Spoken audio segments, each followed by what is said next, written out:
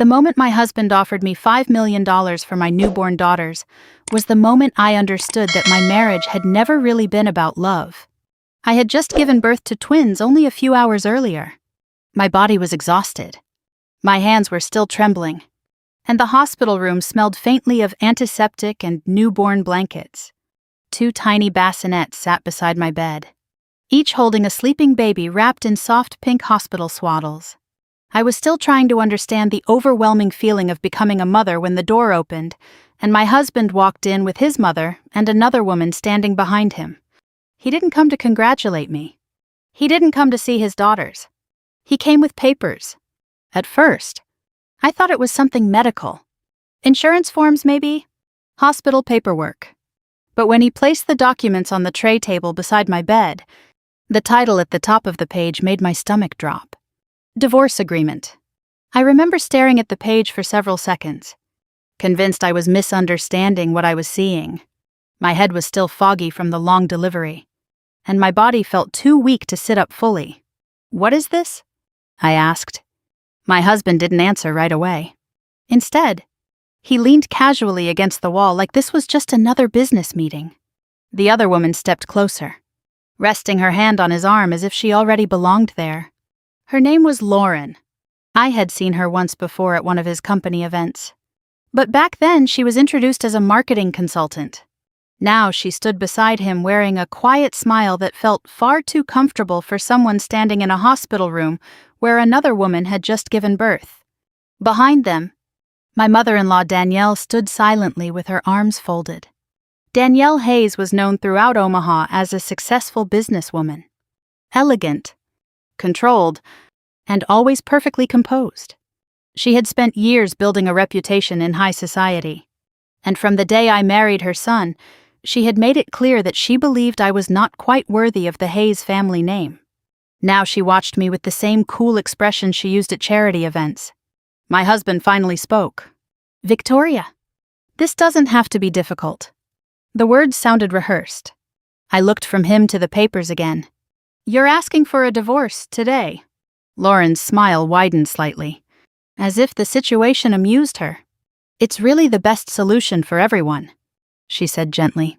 Her voice made something in my chest tighten. Danielle stepped forward next, placing a leather envelope beside the divorce documents. Inside was a check.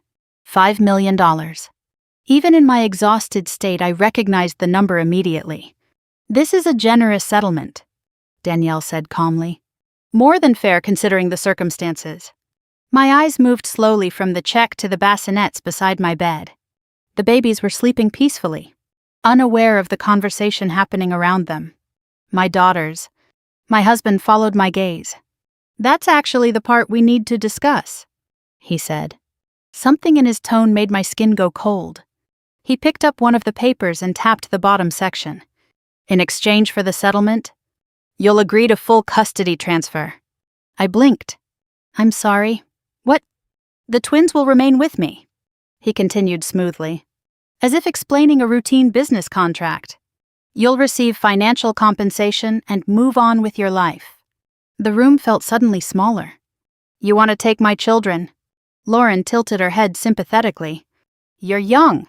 Victoria, you'll have other opportunities, other relationships," Danielle added quietly.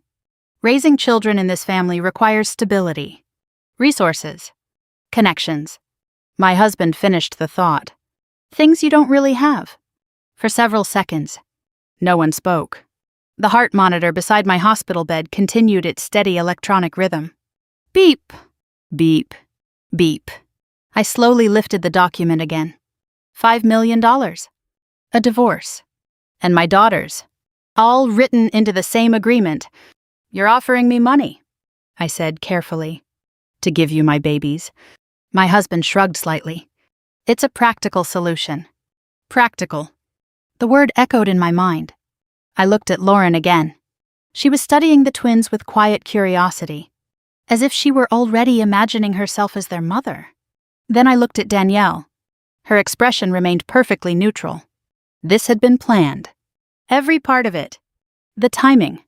The hospital visit. The documents prepared in advance. They had waited until the moment I was weakest, right after childbirth, when I was exhausted, medicated, and alone. "You should sign now," Danielle said gently. "It will save everyone a lot of unnecessary conflict." My husband slid a pen across the table toward me. "I've already spoken with the attorneys," he added. "Everything is legal." My hands felt strangely calm as I picked up the pen. The three of them watched carefully. Lauren looked excited. Danielle looked confident. My husband looked relieved. None of them seemed to consider the possibility that I might actually agree. But I did. Without arguing. Without crying. Without raising my voice. I simply signed my name at the bottom of the document. The pen moved smoothly across the paper. Victoria Hayes. My husband exhaled in visible relief. "Good," he said. Lauren squeezed his arm happily. Danielle collected the documents and slipped them back into the envelope with the check. The three of them turned toward the door. Before leaving, my husband looked back at me one last time. "I'll have someone arrange your transportation tomorrow," he said casually. "You can start fresh somewhere else." Then they walked out of the room. The door closed behind them. Silence filled the hospital room again. For several minutes I didn't move. I simply looked at my daughters sleeping peacefully beside the bed. $5 million sat quietly inside the envelope on the tray table. "Finally," I whispered softly to the twins. "They think I just gave you away." My voice was calm, almost peaceful. Because what my husband didn't understand was something very simple. I had not just signed a divorce. I had just given him exactly what he thought he wanted. And he had no idea that the moment he walked out of that hospital room, his entire world had already started collapsing. The hospital hallway grew quieter as night settled over the building. By the time the clock on the wall crept past midnight, most of the visitors had gone home and the fluorescent lights in the corridor had dimmed to a softer glow. Nurses moved quietly between rooms, their footsteps light against the polished floor. Somewhere in the distance, a machine beeped in steady intervals. Inside my room, the world had shrunk to the size of two tiny bassinets beside my bed. My daughters slept peacefully, wrapped in hospital blankets with small pink caps covering their heads. Their breathing was soft and rhythmic, the kind of fragile sound that made me afraid to move too suddenly. My body still hurt from the delivery. Every time I shifted in the bed, pain spread through my muscles like a reminder that only hours earlier I had brought two new lives into the world. But the exhaustion in my body was nothing compared to the clarity in my mind. I kept replaying the scene from earlier that evening. My husband leaning against the wall like a businessman negotiating a deal. Lauren standing beside him with that satisfied little smile. Danielle calmly placing the envelope on the table as if she were closing a financial transaction. They believed they had won. They believed the divorce papers had solved their problem. And most importantly, they believed the $5 million check had bought my silence. I reached slowly toward the tray table and opened the leather envelope again. The check was still there. $5 million. It looked strangely small compared to the weight it carried. But the money wasn't what interested me. What mattered was that they believed it had worked. Carefully, I slid the envelope into my hospital bag. Then I picked up my phone. There was only one person I trusted enough to call. Jason. My older brother. Jason Hayes was 37 years old and lived in Colorado, several states away from Omaha. Growing up, he had always been the quiet problem solver in our family. While I reacted emotionally to things, Jason analyzed them. While I worried about possibilities, Jason focused on solutions. If there was anyone who would understand what I needed without asking unnecessary questions, it was him. I typed a short message. "I need you. Tonight." For several seconds, nothing happened. Then the phone vibrated. Jason replied almost immediately. "I'm coming." I stared at the screen for a moment. Jason never wasted words. If he said he was coming, it meant he was already putting on his coat and heading for his truck. For the first time since my husband left the room, I felt something return to me. Control. I placed the phone beside the bed and looked back at the twins. "You're going on a little road trip," I whispered softly. They didn't stir. The next part required patience. I moved slowly, careful not to wake them, gathering the few things that actually mattered. The baby's birth documents from the hospital folder, my identification, the envelope with the check, and finally, the small flash drive hidden in the inside pocket of my wallet. That flash drive was the real reason I had remained calm earlier. It contained copies of financial records from the construction company my husband believed he controlled completely. Years of accounting files, wire transfers, consulting invoices, shell company payments. Information I had quietly copied long before this night. Back then, I didn't fully understand what I was looking at. I just knew something about the numbers had never felt right.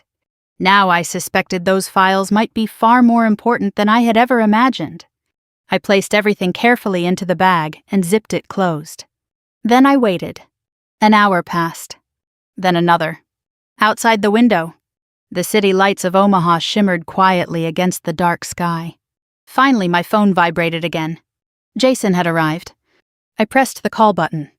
He answered on the first ring. "I'm outside," he said. "I know. Are you okay?" I glanced at the twins. "Yes." Jason didn't ask any more questions. "I'll come to the entrance." I ended the call and pressed the nurse assistance button beside my bed. A few minutes later, a young nurse stepped into the room. "Do you need something, Ms. Hayes?" I gave her a tired smile. "I need to leave early. Family arrangements." She nodded sympathetically. "That happens sometimes. Let me get a wheelchair." Within minutes, everything moved quickly. The nurse helped me sit up carefully, wincing as my muscles protested the movement. She lifted one of the babies gently while I held the other against my chest. We moved slowly through the hospital hallway. The corridor seemed longer now, stretching endlessly beneath the soft fluorescent lights. Every passing second felt tense. At any moment, I expected someone to stop us. A doctor asking questions. Security requesting paperwork. But no one did. To them, I was simply a new mother leaving the hospital with her babies. When the automatic doors slid open, a cold Nebraska wind brushed against my face. Jason's pickup truck waited under a streetlight near the entrance. The moment he saw me, he stepped out of the truck. For a second, he just stared. I probably looked terrible. Pale, exhausted, barely able to stand. Then he noticed the twins. His expression softened instantly. Without asking a single question, Jason gently took one of the babies from the nurse while helping me climb into the passenger seat. The nurse wished us luck and returned inside. Jason secured the babies into the back seat before climbing behind the wheel. The truck engine started with a low rumble. Neither of us spoke as he pulled out of the hospital parking lot. The city lights passed quietly outside the window. Only after we reached the highway did Jason finally glance at me. "What happened?" I watched the dark road stretch endlessly ahead of us. "My husband tried to buy my children," I said. Jason's grip tightened on the steering wheel. But I wasn't finished. "And he thinks I accepted."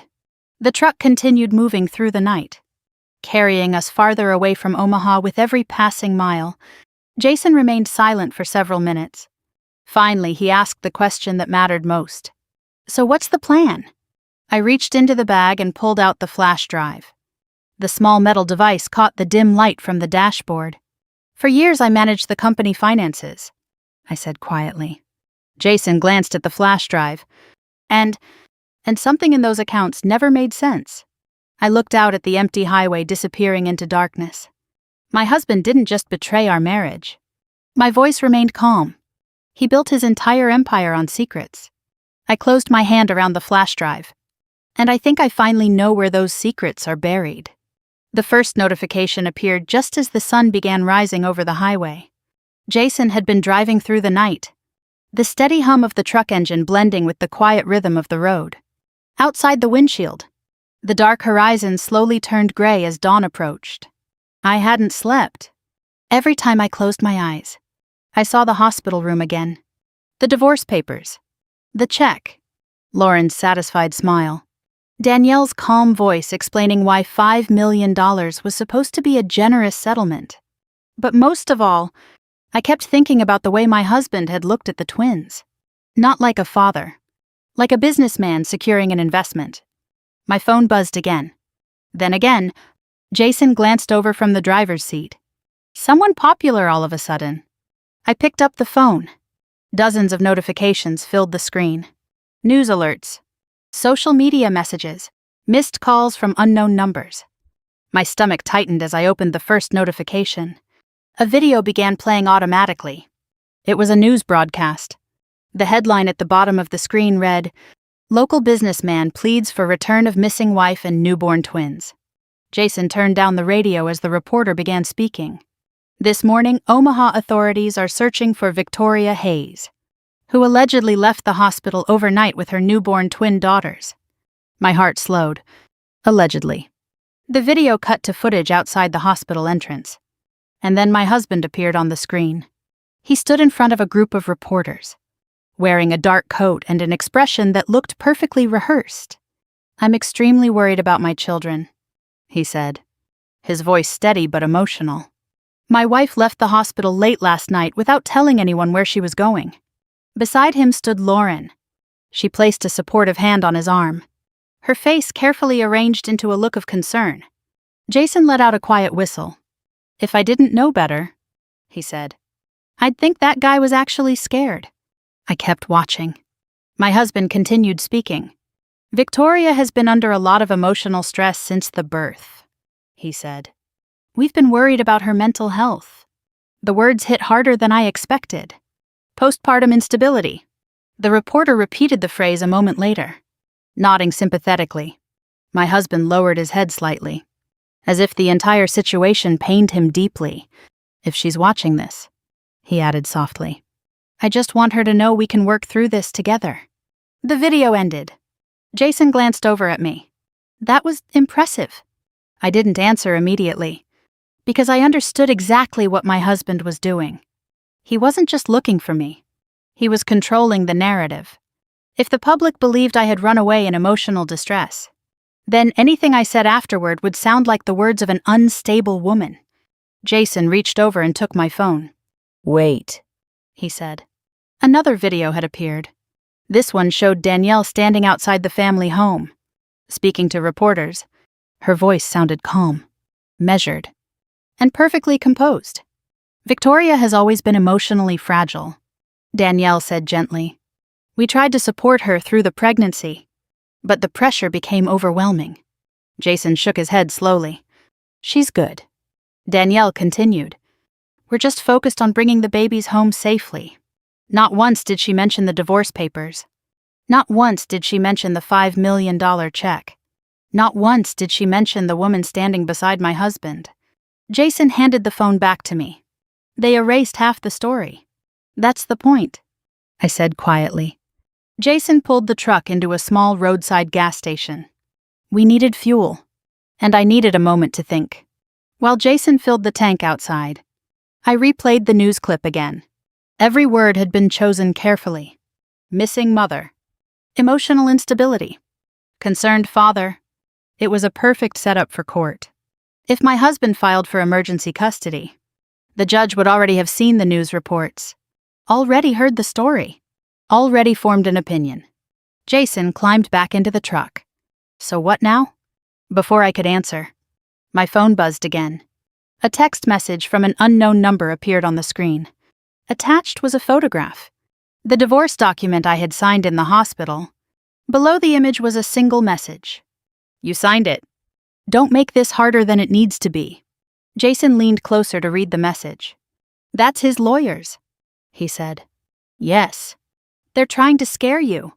I shook my head slowly. "No." I looked out the windshield at the empty highway stretching ahead of us. "They're trying to rush me." Jason frowned. "Rush you into what?" "Disappearing." For several minutes we drove in silence. Finally, Jason asked the question he had been holding back. "Victoria, what exactly is on that flash drive?" I reached into the bag and pulled it out again. For years, I had helped manage the accounting systems for my husband's construction company. At first, it had just been temporary support while the company expanded. But over time, I had taken on more responsibility. Budgets, project payments, contractor invoices, and eventually, internal financial records. That was when I started noticing things. Small discrepancies at first. Transfers that didn't match the project budgets. Consulting payments sent to companies I had never heard of. Invoices for services that didn't seem connected to any actual construction work. At first, I assumed they were simple accounting errors. But the patterns kept repeating. I started making copies. Not because I planned revenge. Because something about the numbers bothered me. Jason watched me carefully. "You think your husband stole money from his own company?" I shook my head. "Not just the company." I held up the flash drive. "Some of the projects were funded by the state." Jason's eyebrows rose. "You're saying this could involve government contracts?" "Yes." He leaned back in his seat. "That's not divorce drama anymore." "No." The road stretched endlessly ahead of us, disappearing into the brightening morning sky. Jason looked at the flash drive again. "So what are you going to do with it?" I glanced into the back seat. The twins were still sleeping peacefully in their car seats. My husband believed I was running away. He believed I was scared. He believed the divorce papers had ended everything. But he had forgotten something important. For years, I had watched the numbers inside his company move through accounts and contracts. And slowly, piece by piece, I had begun to understand the system behind them. My husband had not just built a construction empire. He had built a network of secrets. And I was the only person who knew where those secrets were buried. I closed my hand around the flash drive. I'm going to show the world who he really is. By mid-morning, the news about my disappearance had spread far beyond Omaha. Every time my phone refreshed, another headline appeared. "Missing mother of newborn twins vanishes overnight. Husband begs wife to return with babies. Police investigating possible kidnapping." Jason glanced at the screen mounted on the truck's dashboard as another alert popped up. "You're trending." I almost laughed. Not the kind of attention I wanted. We had been driving for hours now, heading deeper into rural Iowa. The highway was quiet, mostly empty except for occasional long-haul trucks and early commuters. Jason kept both hands steady on the wheel. "You expected this?" "Yes, but not this fast." I shook my head. "No. I thought I had at least 24 hours. Instead, the narrative had already been set. And the longer I stayed silent, the stronger that narrative would become. Jason slowed the truck as we approached a small diner near the edge of a farming town. A faded sign hung above the building, and only 3 cars sat in the parking lot. "We need coffee," he said. "And food." I hesitated. "Are you sure we should stop?" Jason shrugged. "If they're looking for you, they're searching airports and highways, not a diner in the middle of nowhere." He parked the truck beside the building. Inside, the diner smelled like fresh coffee and bacon grease. A tired waitress glanced up from behind the counter. Jason ordered pancakes and coffee. I ordered tea. Neither of us touched the food when it arrived. My phone buzzed again. Another message. This time from a different number. "Victoria. This is attorney Mark Dalton representing Michael Hayes. We strongly advise you to return the children immediately." Jason leaned over my shoulder to read the message. He's moving fast. Of course he was. If my husband could convince the court that I had abducted the twins, he could file for emergency custody. And if that happened before I told my side of the story, I could lose everything. Jason pointed toward the flash drive sitting on the table. "So why don't we go to the police right now?" I looked down at it. I could, but the police department in Omaha works closely with Michael's company. Jason frowned. "What do you mean?" "His construction firm builds half the city's municipal projects." Jason leaned back slowly. "You think they'd protect him?" "I think they'd hesitate." And hesitation was all my husband needed. My phone buzzed again. This time it wasn't a message. It was a video notification. Jason tapped the screen. The local news had gone live again. My husband was back on camera. But this time he wasn't alone. Standing beside him was a police captain. My chest tightened. The reporter spoke quickly. Omaha police confirmed they are actively searching for Victoria Hayes, who left the hospital with her newborn twins late last night. The camera shifted to my husband. His voice sounded calmer now. More controlled. "I just want my daughters safe," he said. The police captain stepped forward. At this time, we believe the mother may be experiencing emotional distress related to childbirth. Jason muttered under his breath. There it is. Postpartum instability. The perfect explanation. The captain continued speaking. We urge Mrs. Hayes to contact authorities immediately so we can ensure the safety of the children. The video ended. The diner suddenly felt smaller, louder, heavier. Jason stared at the phone. That's bad.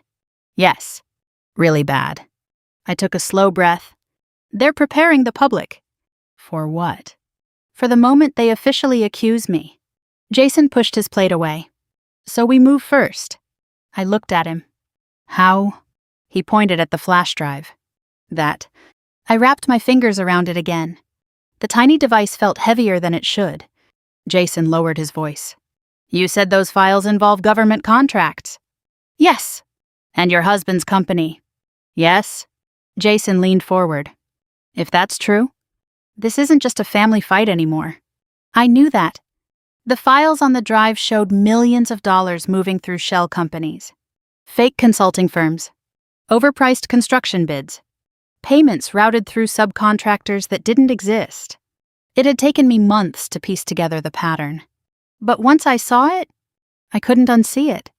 Jason watched me carefully. Why didn't you go to the authorities before? I hesitated. Because the answer was complicated. Because at first I hadn't been sure what I was looking at. And later I had been afraid. But none of that mattered anymore. Because until yesterday, I said quietly, I still believed my husband loved me. Jason didn't respond. He simply nodded. My phone buzzed again. Another message from the same lawyer. If you do not return the children within 12 hours, we will pursue criminal charges. Jason scoffed. They're bluffing. No. I stood up slowly. They're escalating.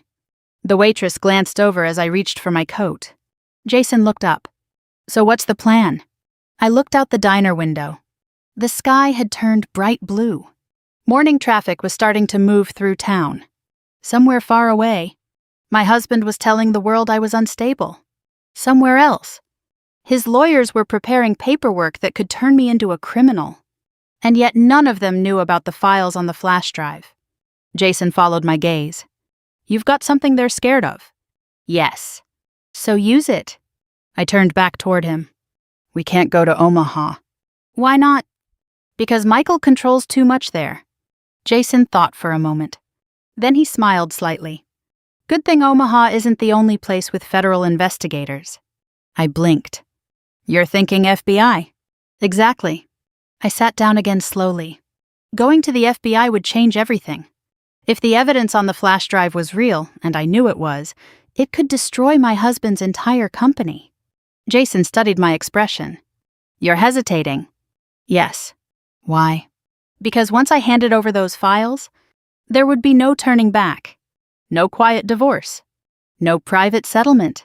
It would become a public scandal. A federal investigation. A war. Jason nodded as if he understood the thought running through my mind. Victoria. He tapped the flash drive gently. Your husband already started the war. Outside. A police siren echoed faintly somewhere in the distance. I picked up the flash drive and slipped it back into my bag. Then I looked at Jason. Where's the nearest FBI field office? Jason didn't answer immediately. Instead, he pulled out his phone and typed quickly while I watched the twins sleeping quietly in their car seats. After a moment, he turned the screen toward me. Des Moines, he said. My chest tightened slightly. That's 2 hours away. Jason nodded. And it's the closest field office that doesn't overlap with Omaha's local political network. He started the engine again. The truck rumbling softly beneath us. As we pulled back onto the highway, I opened my phone again. The story had grown even larger. Now national outlets were picking it up. Missing mother of twins sparks multi-state search. Concerned husband pleads for safe return. The same phrases repeated over and over again. Concern. Fear. Instability. My husband had always understood the power of controlling perception. Before anyone even asked questions, he had already written the story. Jason glanced at me. You're quiet. I'm thinking. About turning in the evidence. About what happens after. Jason drove in silence for a while before speaking again. You think he'll stop if you disappear? No. If you give him the kids? No. Jason nodded slowly. Then this isn't really a choice. I looked out the window as the farmland rolled past in long stretches of frozen fields. No, I said quietly. It isn't. My phone buzzed again. This time the message wasn't from the lawyer. It was from a number I recognized immediately. Danielle. For a moment I just stared at the screen. Jason noticed. That her? Yes. Open it. I hesitated. Then I tapped the message. Victoria. You're making a terrible mistake. My jaw tightened. The next message appeared seconds later. You signed the divorce agreement. Take the money and stop running. Jason leaned over slightly. What does she want? Control, I said. Another message appeared. If you come back quietly, Michael is willing to let you keep part of the settlement. I almost laughed. Let me keep it. As if $5 million had ever been about generosity. Jason shook his head. She's trying to negotiate. No. I stared at the message thread. She's trying to scare me into silence. Jason drove another mile before speaking again. Text her back. I turned toward him. What? Say something simple. Like what? He shrugged. Something that makes them think you're still panicking. I thought about that. Then I typed 3 words. I'm thinking about it. Jason smiled slightly. Good. Seconds later, the phone buzzed again. Danielle responded immediately. You need to return before this becomes a criminal matter.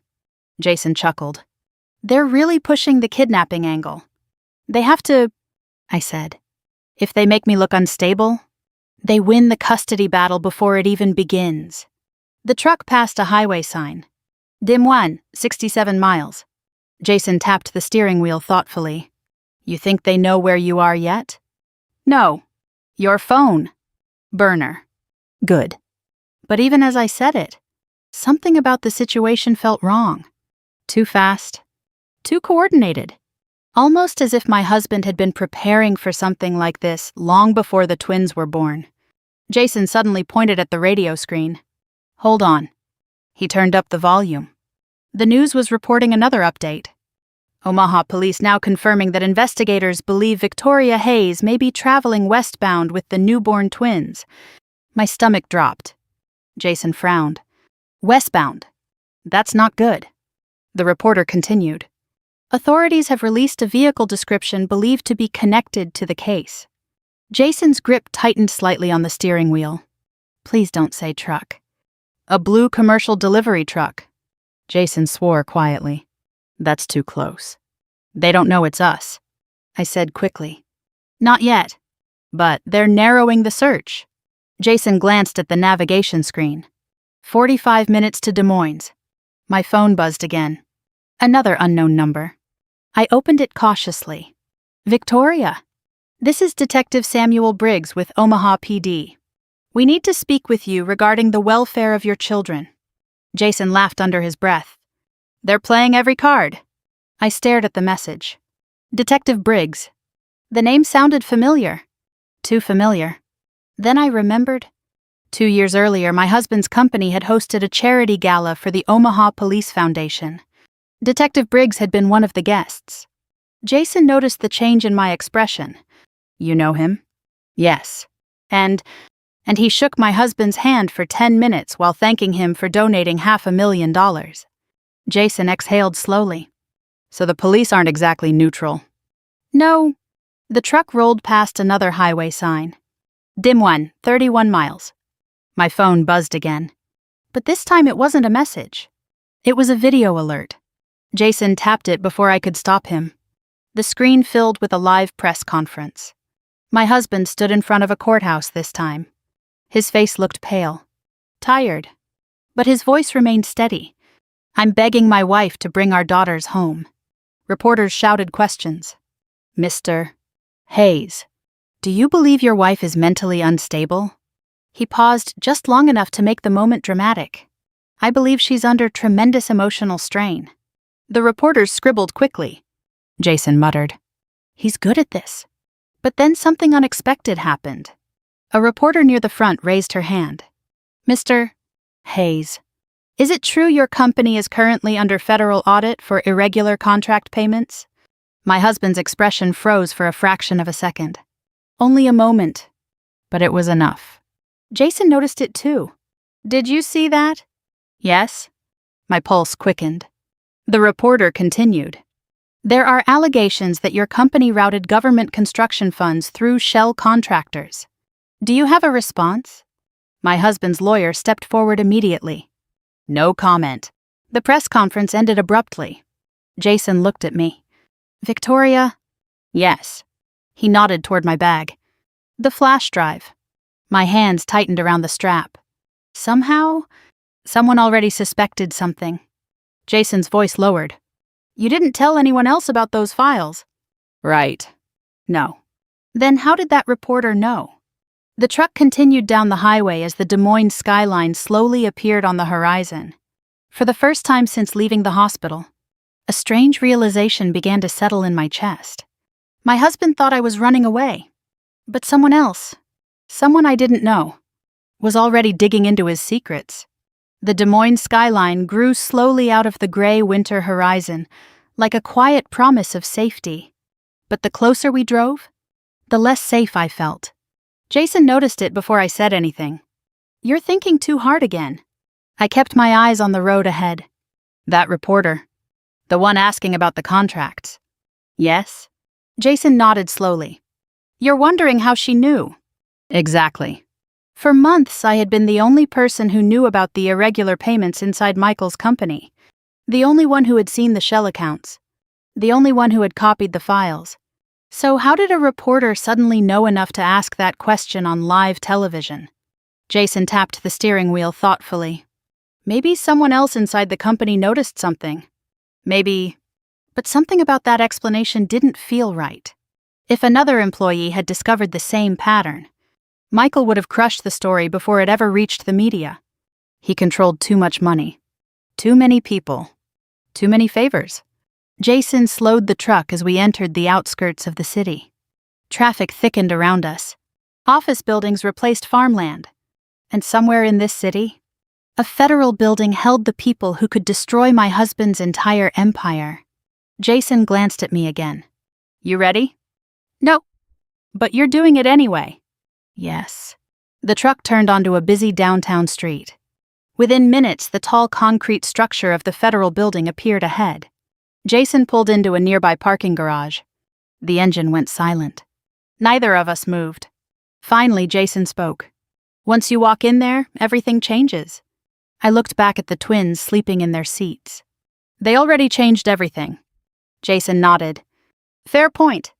He stepped out of the truck first, then helped me carefully lift the twins from the back seat. The cold air hit my face as we walked toward the federal building. My heart pounded harder with every step. Inside the lobby, security guards directed visitors through metal detectors. Jason whispered quietly beside me. Still time to turn around. I shook my head. No. The guard glanced at the babies in my arms and softened his voice slightly. Purpose of visit. I need to speak with someone from the FBI, I said. His eyebrows rose. About what? I hesitated.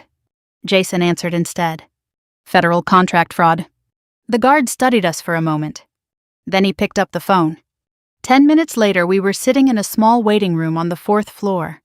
My hands rested tightly around my bag. Inside it was the flash drive. Jason leaned closer. You okay? No. Good. I looked at him. What? If you were calm right now, I'd think something was wrong with you.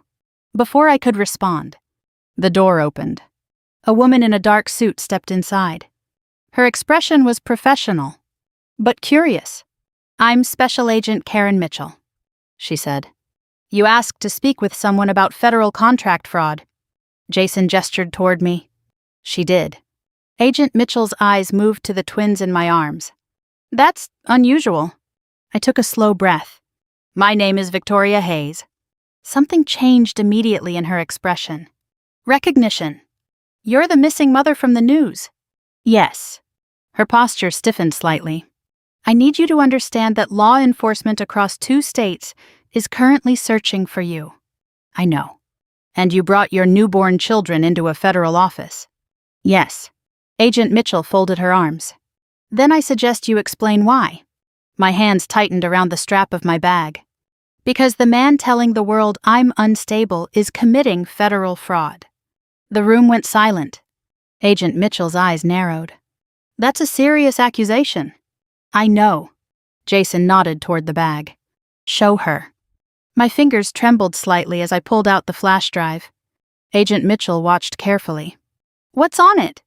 3 years of internal financial records from Hayes Infrastructure Group. Her eyebrows lifted slightly. The construction company. Yes. She didn't touch the flash drive yet. And how did you obtain these records? I helped manage the company's financial systems. Her gaze sharpened. You're an employee. I was the owner's wife. Another pause. Agent Mitchell finally reached forward and took the drive. If these records are legitimate, what exactly do they show? I swallowed. Millions of dollars in state-funded construction contracts being routed through shell companies, Jason added quietly. And several of those contracts appear to involve federal infrastructure grants. Agent Mitchell's eyes flicked between us. You understand the implications of what you're claiming? Yes. She turned the flash drive slowly between her fingers. Why come forward now? The answer sat heavy in my chest. Because yesterday my husband tried to take my children away. Agent Mitchell studied my face carefully. You're saying this is retaliation? No. I shook my head. This is survival. For several seconds she said nothing. Then she turned toward the door. Wait here. She disappeared into the hallway. Jason leaned back in his chair. That went better than I expected. I wasn't so sure. My phone buzzed again. I glanced down at the screen. Another news alert. Authorities now believe Victoria Hayes may be attempting to flee the country with the twins. Jason groaned. They're escalating again. I stared at the headline. They're panicking. The door opened again. Agent Mitchell returned, but she wasn't alone this time. 2 additional agents followed her into the room. Their expressions were far less friendly. Agent Mitchell placed the flash drive carefully on the table. Mrs. Hayes, she said calmly. Yes. You're about to answer some very important questions. One of the agents stepped forward. Starting with why a reporter in Omaha already knows about the fraud you claim only you discovered. Jason and I exchanged a glance. The same question that had been haunting us since the highway. Agent Mitchell leaned forward slightly. Because if someone else leaked this information before you arrived, her voice grew quieter. Then your husband may already know you're here. The room felt colder after Agent Mitchell said those words. For a moment, no one spoke. Jason leaned forward slowly. You're saying someone else leaked the fraud story? Agent Mitchell didn't answer immediately. Instead, she sat down across from us and slid the flash drive toward one of the other agents. Run a quick verification, she said. The agent nodded and left the room. I tightened my grip on the edge of the chair. If someone else already exposed it, I asked quietly, then why is my husband still acting like nothing happened? Agent Mitchell studied my face carefully. That's exactly what we're trying to figure out. Jason crossed his arms. So what happens now? Agent Mitchell glanced toward the door. Now we confirm whether the evidence you brought is real. The waiting felt unbearable. My phone buzzed again on the table. Agent Mitchell noticed. Go ahead. I opened the notification. Another news update. Omaha police were now requesting assistance from neighboring states. Jason leaned over to read the headline. They're turning this into a full manhunt. I expected that, but the next notification made my stomach drop. Police say Victoria Hayes may be traveling with an unidentified male accomplice. Jason blinked. Well, that's new. Agent Mitchell raised an eyebrow. They're describing you now. Jason shrugged. Guess I'm famous too. I stared at the screen. They're building a kidnapping case. Agent Mitchell nodded slowly. That's what it looks like. Jason exhaled. So we don't have much time. Before Agent Mitchell could respond, the door opened again. The agent who had taken the flash drive stepped back into the room. He placed a tablet on the table and tapped the screen. Initial scan is complete. Agent Mitchell leaned forward. And the agent looked at me. Mrs. Hayes, these files are very real. My heart pounded harder. What did you find? Multiple shell corporations receiving payments from Hayes Infrastructure. Jason whistled quietly. The agent continued. And at least 4 state-funded bridge contracts where the money trail doesn't match the official bidding records. Agent Mitchell's expression darkened. That involves federal infrastructure grants. Yes. She turned to me again. How long have you had these files? About 6 months. And you never reported them? I hesitated. No. Why not? Because I had hoped the man I married wasn't the kind of person capable of something like this. But that answer sounded weak even in my own head. I wasn't sure what I was looking at yet. Agent Mitchell nodded slightly. That's fair. Jason leaned forward. But that still doesn't explain the reporter. Agent Mitchell tapped the tablet screen. That's what we're checking now. The agent beside her added quietly, We contacted the Omaha news station that aired the question. My chest tightened. And they refused to reveal their source. Jason rubbed his forehead. So someone tipped them off? Yes, but not you, the agent said, looking at me again. No. Agent Mitchell leaned back in her chair, which means one of 2 things. Jason gestured toward her. I'm listening. Either someone inside Hayes Infrastructure discovered the fraud independently. She paused. Or someone inside the investigation leaked it. The words hung heavily in the room. Jason looked at me. You think your husband already knows the FBI is involved? Agent Mitchell answered before I could. If he didn't before, he will soon. My phone buzzed again. This time the message came from Danielle. I opened it cautiously. Victoria, this is your final warning. Jason leaned closer. What does it say? I read the next line slowly. Return the twins within the next 6 hours. Or the police will issue a federal kidnapping warrant. Agent Mitchell's eyes narrowed. That's aggressive. Jason shook his head. That's desperate. I stared at the message. They're running out of patience. Agent Mitchell tapped the table thoughtfully. No. She looked directly at me. They're running out of control. Jason raised an eyebrow. What do you mean? Agent Mitchell turned the tablet screen toward us. The files from the flash drive were already open. Charts. Transactions. Account transfers. Even to my untrained eye. The pattern was obvious. Millions of dollars moving through layers of shell companies before returning to accounts connected to Hayes Infrastructure. Jason leaned closer. That's a lot of money. Agent Mitchell nodded. More than you think. She pointed to one of the entries. This account alone moved $12 million over 18 months. Jason let out a low whistle. And that's just one account. The other agent nodded. There are dozens. My stomach tightened. I knew the numbers were big, I said quietly. But I didn't realize it was that big. Agent Mitchell looked at me carefully. Mrs. Hayes, if these records hold up under full forensic audit... She paused. Your husband is looking at multiple federal felony charges. Jason leaned back slowly. Fraud. Money laundering. Possibly conspiracy. The list seemed endless. I glanced down at the twins sleeping peacefully in my arms. They had no idea that their father's empire might be collapsing. Agent Mitchell folded her hands together. There's something else. Jason looked up. What? She turned the tablet back toward herself and zoomed in on another section of the records. This account. I leaned forward. It was one of the accounts I had flagged months ago.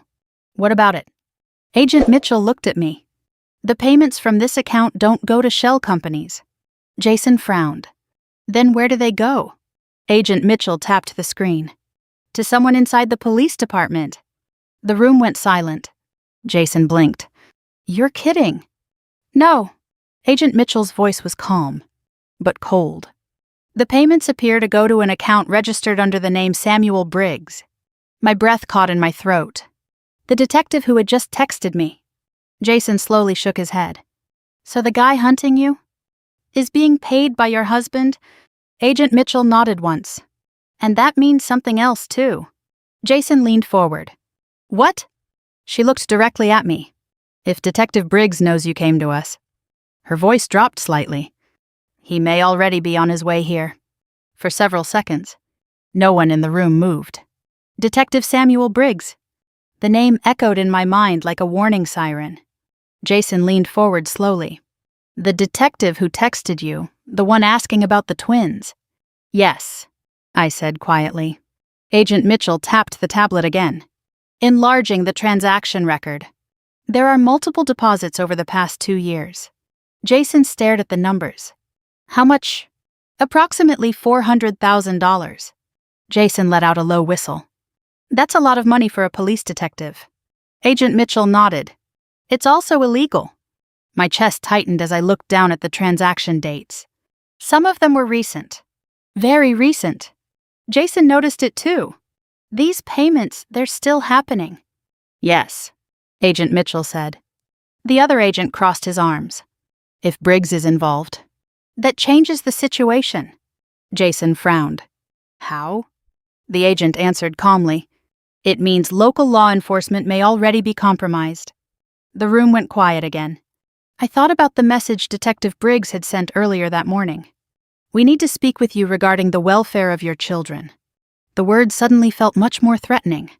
Jason rubbed the back of his neck. So the guy leading the search for Victoria might actually be working for her husband. Agent Mitchell didn't deny it. It's possible. Jason glanced toward the door. And if he knows she came here? Agent Mitchell stood up slowly. Then we need to move quickly. The other agent immediately pulled out his phone. I'll notify building security. Agent Mitchell turned to me. Mrs. Hayes, I need you to answer something honestly. I nodded. Did you tell anyone you were coming to the FBI? No. No friends? No family? No. She studied my expression carefully. Then how did the reporter know about the fraud? I didn't have an answer. Jason looked between us. Could someone inside Michael's company be leaking information? Agent Mitchell considered that. Possible. But the timing is strange. How? The reporter asked about the contracts before we even confirmed the records. Jason frowned. So someone out there already had pieces of the story. Yes. My phone buzzed again. The screen lit up with another message. This time from an unknown number. Agent Mitchell noticed immediately. Who is it? I don't know. I opened the message. For a moment, I couldn't breathe. Jason leaned closer. What does it say? I handed him the phone. His eyes widened as he read the single sentence on the screen. You did the right thing coming to the FBI. Agent Mitchell stepped closer. Who sent that? I don't know, I said. Jason scrolled slightly. There was another line. But your husband knows about the flash drive. The room felt suddenly smaller. Agent Mitchell's voice turned sharp. Did you tell anyone about the drive before today? No. Did your husband ever see it? No. Jason looked at the message again. There's more. He read the final line aloud. Detective Briggs is already in Des Moines. Agent Mitchell's expression hardened instantly. How would this person know that? Jason shrugged. Same way they knew about the fraud. I guess. The other agent stepped back into the room. Security just confirmed something. Agent Mitchell turned. What? A police vehicle from Omaha entered the building garage 10 minutes ago. Jason's eyes widened. That was fast. My heart pounded violently. Is it him? The agent nodded. Detective Samuel Briggs. Agent Mitchell moved quickly now. Locked down the floor. The agent nodded and left. Jason looked at me. Well, looks like the welcoming committee arrived. I stared at the message still glowing on my phone. Someone had warned me. Someone who clearly knew more than they should. Agent Mitchell noticed the same thought crossing my face. You're wondering who sent that? Yes. She looked at the number. It's a prepaid burner. Jason exhaled. So whoever it is doesn't want to be found. My phone buzzed again. Another message from the same number. Jason leaned closer as I opened it. You're not safe in that building. Agent Mitchell frowned. Why not? The next message appeared instantly. Because Briggs isn't alone, Jason muttered under his breath. Great. The door opened again as the other agent returned. His face looked tense. Agent Mitchell. What? 2 additional officers just entered the lobby with Briggs. Jason blinked. 3 cops. 3 armed officers. Agent Mitchell's voice turned colder. That's not a welfare check. No. Jason looked at me. They're here to take you. My pulse hammered in my ears. Agent Mitchell stepped toward the door. Stay here. Jason stood up. What are you going to do? Find out what they want. The hallway outside suddenly echoed with distant voices. Loud voices. Angry voices. Then the sound of boots moving quickly down the corridor. Jason glanced toward the door. That sounds bad. Agent Mitchell reached for the handle slowly. But before she could open it, my phone buzzed one more time. Another message from the unknown number. This one was shorter. Urgent. Leave the room now. Jason frowned. Why? The next message appeared before I could respond. Because Briggs already has a warrant. My stomach dropped. Agent Mitchell opened the door slightly and looked into the hallway. Her expression changed instantly. She closed the door again and locked it. Jason leaned forward. What did you see? Agent Mitchell turned toward us. Her voice was calm. But urgent. Detective Briggs is walking down the hallway right now. Jason swallowed. And the warrant? Agent Mitchell nodded once. They're arresting you for kidnapping. The knock on the door came harder than anyone expected. 3 sharp blows echoed through the small office. Jason looked at Agent Mitchell. That's subtle. Agent Mitchell didn't respond. She stepped closer to the door and listened. A man's voice rang out from the hallway. Detective Samuel Briggs. Omaha Police Department. Jason muttered under his breath. Showtime. The voice continued. We have a warrant for the arrest of Victoria Hayes for the kidnapping of 2 minor children. My heart slammed against my ribs. Agent Mitchell remained calm. Federal building. She called through the door. You'll need to state the nature of your warrant. There was a pause outside.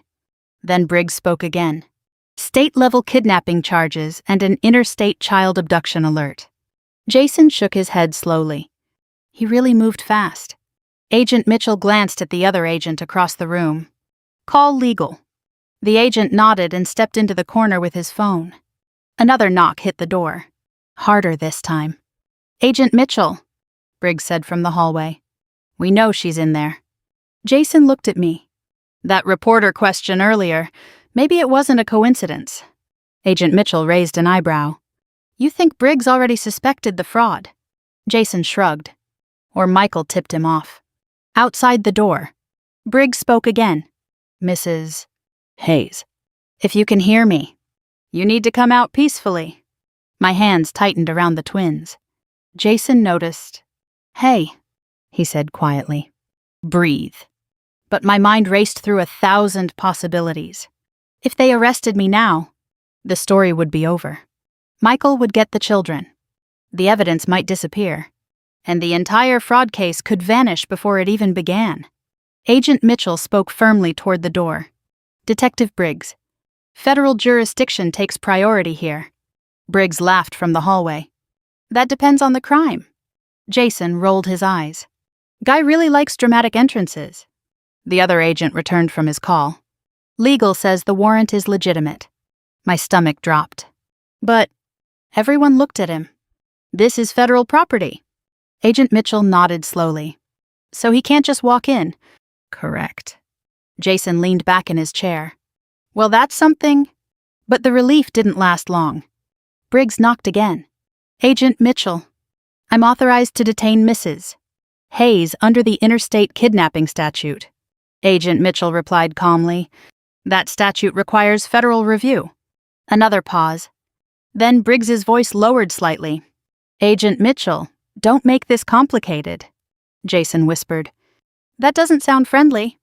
Agent Mitchell turned to me. Mrs. Hayes, I need to ask you something. Yes. Did you leave the hospital with the twins without notifying staff? Yes. Jason raised a hand. But that doesn't mean kidnapping. Agent Mitchell nodded. I know. She turned back toward the door. Detective Briggs. The situation here involves potential federal fraud. The hallway went quiet. Then Briggs spoke again. What fraud? Jason muttered. Oh, this should be good. Agent Mitchell opened the door halfway. Detective Briggs stood in the hallway with 2 uniformed officers behind him. He was taller than I remembered. Broad shoulders. Hard eyes. His gaze moved immediately to me. Well, he said calmly. There you are. Jason leaned slightly toward me. Not a fan of his vibe. Briggs stepped closer. You caused quite a panic this morning. Mrs. Hayes. Agent Mitchell held the doorframe firmly.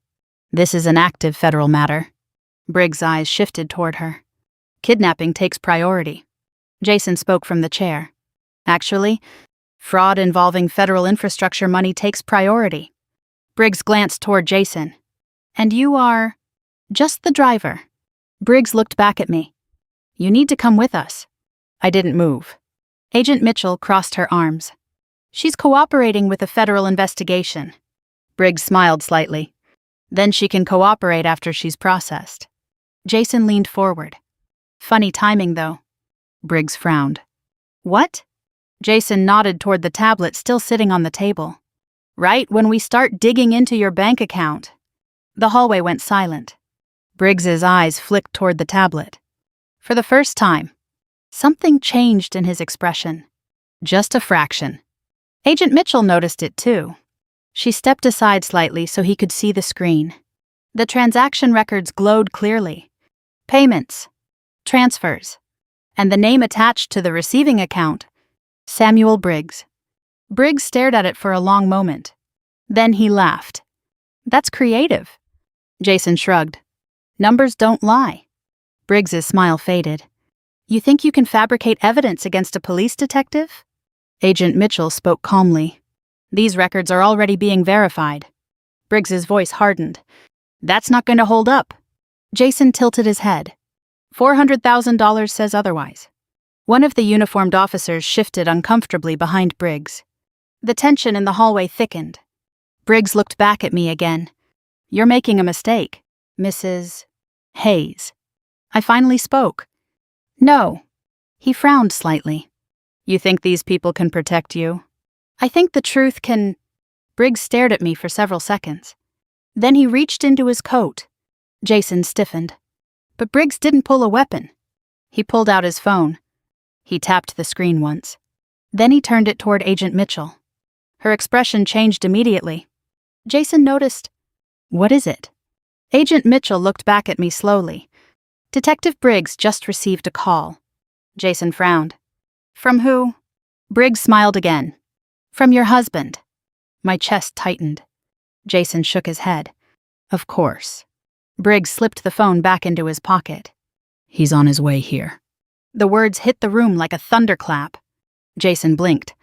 Here. Briggs nodded. Apparently your husband has something very interesting to tell the FBI. Agent Mitchell's voice turned sharp. What kind of information? Briggs's smile widened slightly. Something about who really stole the money. Jason looked at me. That's not good. Briggs leaned against the doorway. So let's all wait. He glanced down the hallway toward the elevators. Because in about 10 minutes... His eyes returned to mine. Your husband is going to walk through that door and explain everything. The hallway fell into a strange, tense silence after Briggs said those words. 10 minutes. That was all the time Michael supposedly needed to arrive. Jason leaned back slowly in his chair. Well, he said quietly. That's dramatic. Briggs ignored him. His eyes stayed locked on me. Your husband sounded very confident on the phone, he said. I didn't answer. Agent Mitchell stepped slightly closer to the table. Detective Briggs, if Mr. Hayes believes he has evidence related to federal fraud, he can present it when he arrives. Briggs shrugged. Oh, he will... Jason folded his arms. Let me guess. He's about to say Victoria stole the money. Briggs didn't smile this time. Jason nodded slowly. Yeah, that sounds like a Michael move. My stomach tightened. Because Jason was probably right. Michael had always believed that the best defense was a powerful counterattack. If the investigation began pointing toward him, he wouldn't just deny it. He would redirect it. Agent Mitchell spoke calmly. Mrs. Hayes, I need you to think carefully. I am. Did you ever move money through any of the accounts listed in those files? No.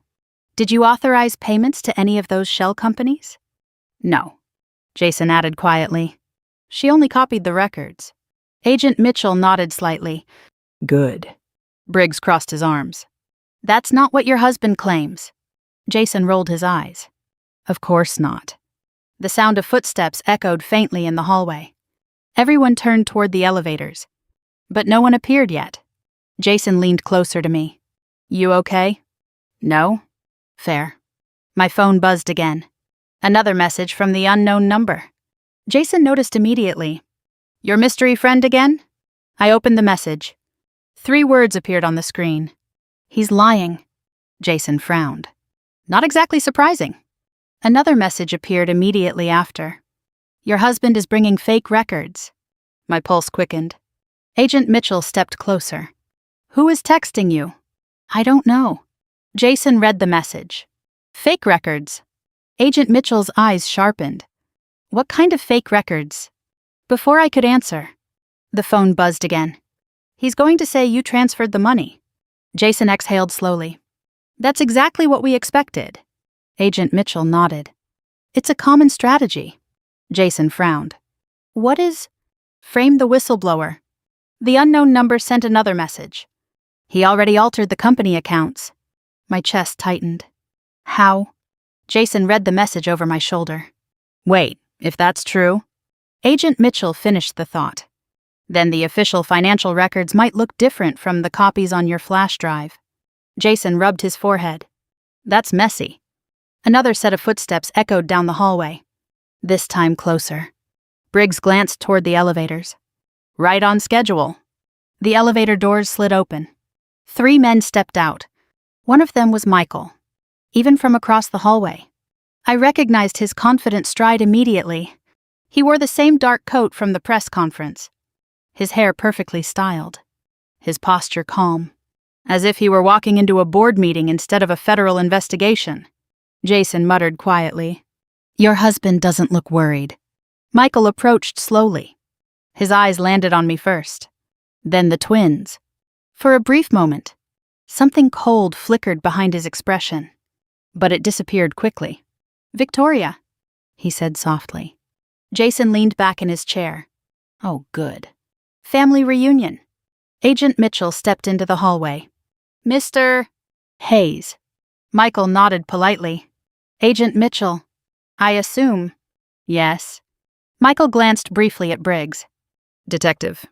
Briggs nodded. Mr. Hayes. Michael stepped closer to the doorway. I understand my wife has made some very serious accusations. Jason laughed quietly.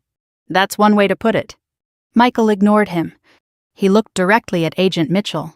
My company has fully cooperated with every state and federal contract audit. Agent Mitchell said nothing. Michael continued calmly. Unfortunately, I recently discovered that someone inside the company had been manipulating internal accounting records. Jason whispered to me, Here it comes. Michael's eyes moved toward me again. And that person appears to be my wife. The words hung in the air. Jason leaned forward slowly. Wow. Agent Mitchell spoke carefully. Mr. Hayes. That's a significant claim. Michael nodded. I agree. He reached into a leather folder he had been carrying. I brought documentation. Jason muttered. Fake records. Michael placed several printed documents on the table. Agent Mitchell picked them up and began scanning the pages. Jason watched her face carefully. Anything interesting? Agent Mitchell didn't answer immediately. She flipped through several pages. Bank transfers. Account authorizations. Digital signatures. Then she stopped. Her eyes moved slowly toward me. Jason noticed instantly. Uh-oh. Michael spoke calmly. As you can see, Mrs. Hayes had full access to our internal financial systems. Agent Mitchell looked at the signature fields. Jason leaned forward. Those signatures, are they hers? Michael answered smoothly. They appear to be... My heart pounded. Because the signatures did look like mine. Jason frowned. Victoria! I shook my head immediately. I never signed those. Michael sighed softly. I was hoping you wouldn't deny it. Jason glared at him. You're enjoying this. Michael ignored him again. Agent Mitchell set the documents down slowly. These records suggest Mrs. Hayes authorized several transfers. Michael nodded. Exactly.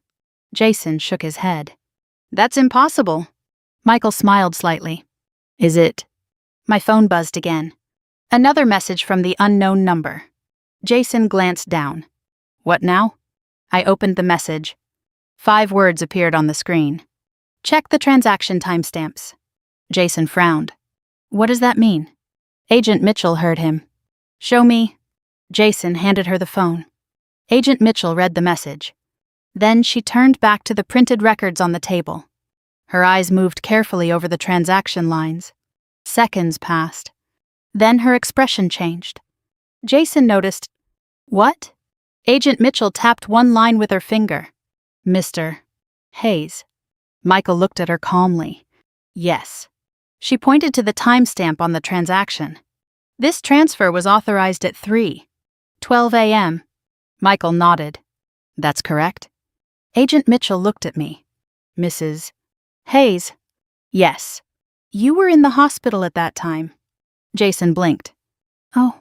Agent Mitchell looked back at Michael. And according to the hospital records, her voice sharpened slightly. You were standing in the delivery room with her for the first time since entering the room. Michael Hayes stopped smiling. It was only for a moment. But everyone saw it. Jason leaned back slowly in his chair. Well, that's awkward. Michael recovered quickly. His expression smoothed into the calm confidence he had worn since arriving. I'm sure there's a simple explanation, he said. Agent Mitchell didn't respond immediately. She studied the documents again, then looked back at the timestamp. 3:12 a.m., she repeated quietly. The room remained silent. Jason leaned forward and pointed toward the paperwork. So just to be clear, he tapped the line. This transfer was approved at the exact time Victoria was giving birth. Michael folded his hands calmly. Hospital clocks can be inaccurate. Jason let out a laugh. Sure. By a few minutes, maybe. He leaned closer. But not by hours. Agent Mitchell turned another page in the folder. There are 3 transactions here, she said. She pointed to the next one. 3:18 a.m. Then the third. 3:26 a.m. Jason shook his head slowly. Busy morning for someone in labor. Michael's jaw tightened slightly. These records come directly from our internal accounting server. Agent Mitchell raised an eyebrow. Which means someone had administrative access. Michael nodded. Exactly. Jason frowned. So you're saying Victoria hacked your system while giving birth? Michael didn't answer the sarcasm. Instead, he turned slightly toward me. You had access to the financial software? Yes, I said calmly. And you knew the password protocols? Yes. Agent Mitchell interrupted. But access alone doesn't prove authorization. Michael gestured toward the signature fields. The system recorded her credentials. Jason leaned back again, except for the part where she was physically in a hospital bed. Michael's voice hardened slightly. People make mistakes when they're under pressure.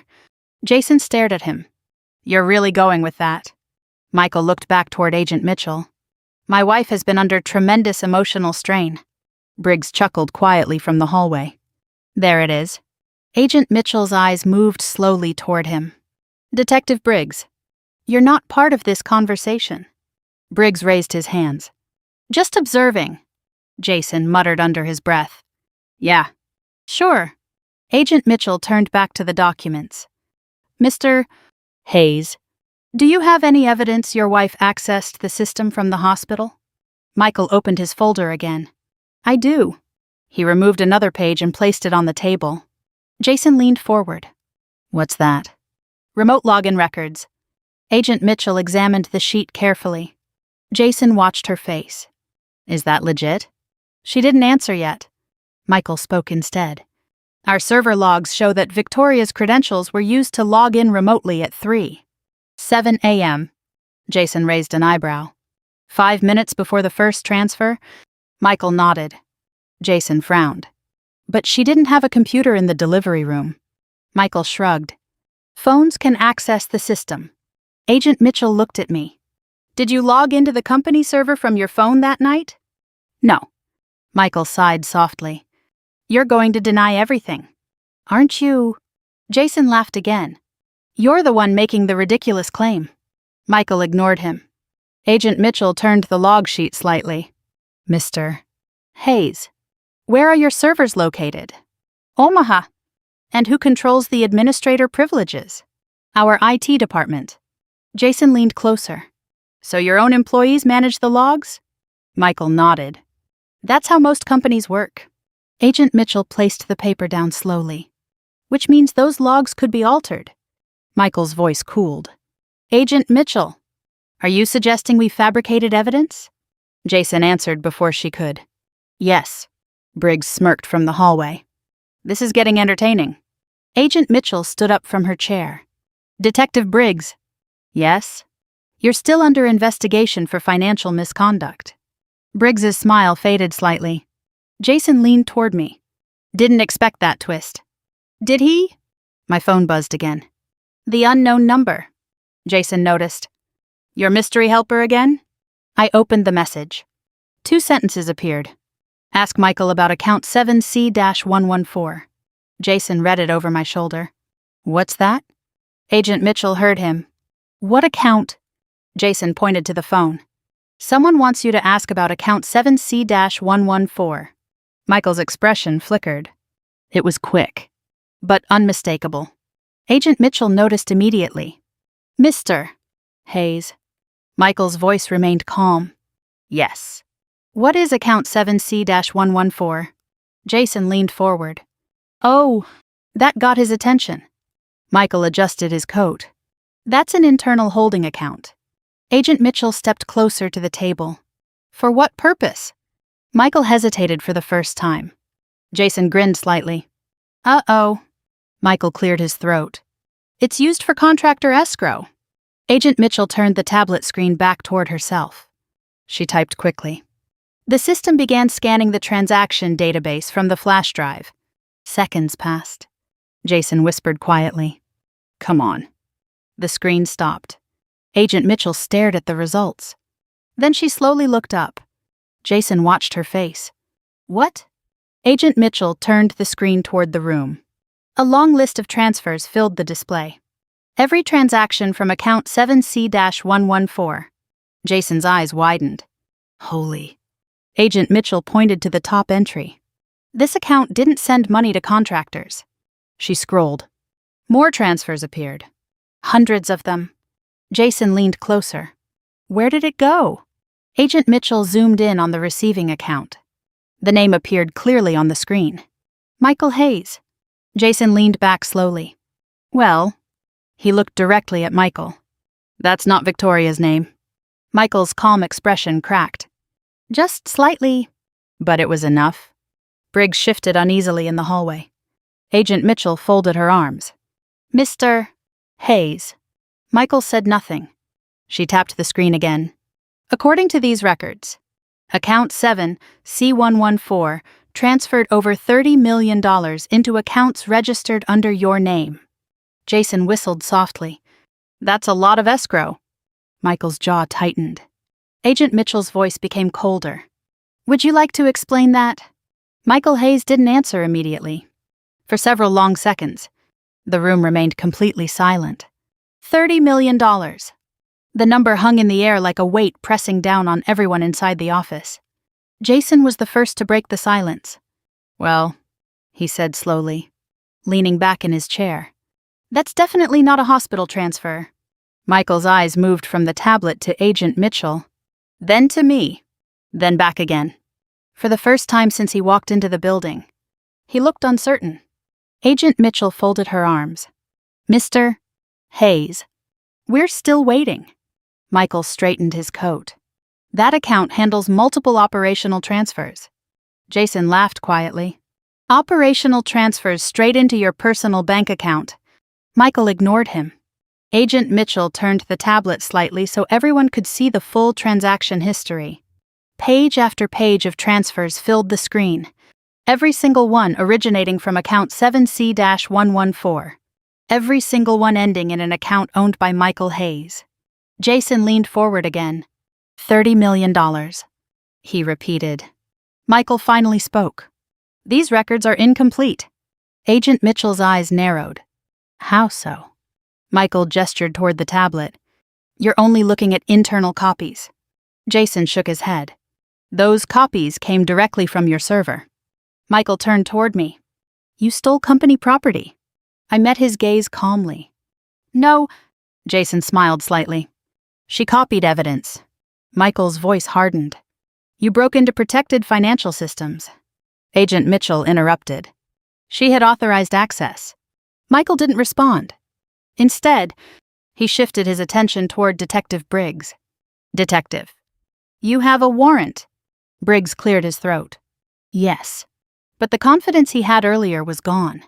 Agent Mitchell stepped forward slightly. Detective Briggs. Yes. Before executing that warrant, you might want to explain something. Briggs frowned. What? Agent Mitchell tapped the tablet again.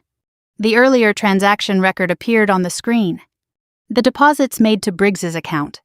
Jason leaned back again. Oh yeah. Agent Mitchell pointed to the entries. $400,000 over 2 years. Briggs's face tightened. Jason added casually. That's a lot of charity donations.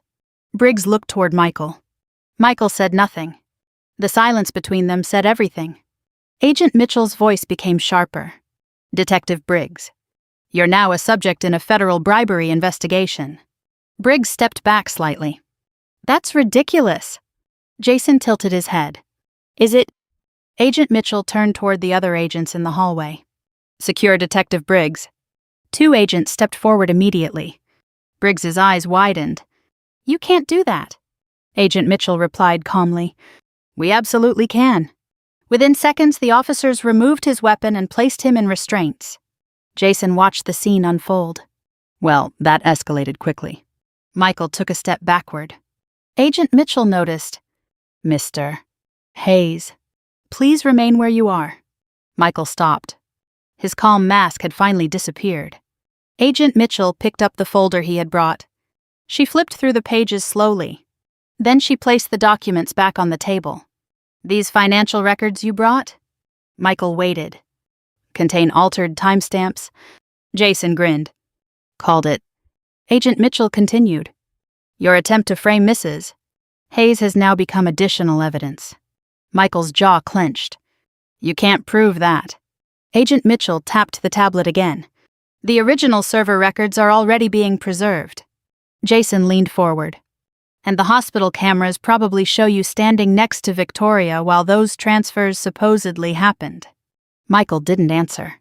Because he didn't have one. Agent Mitchell stepped closer. Mr.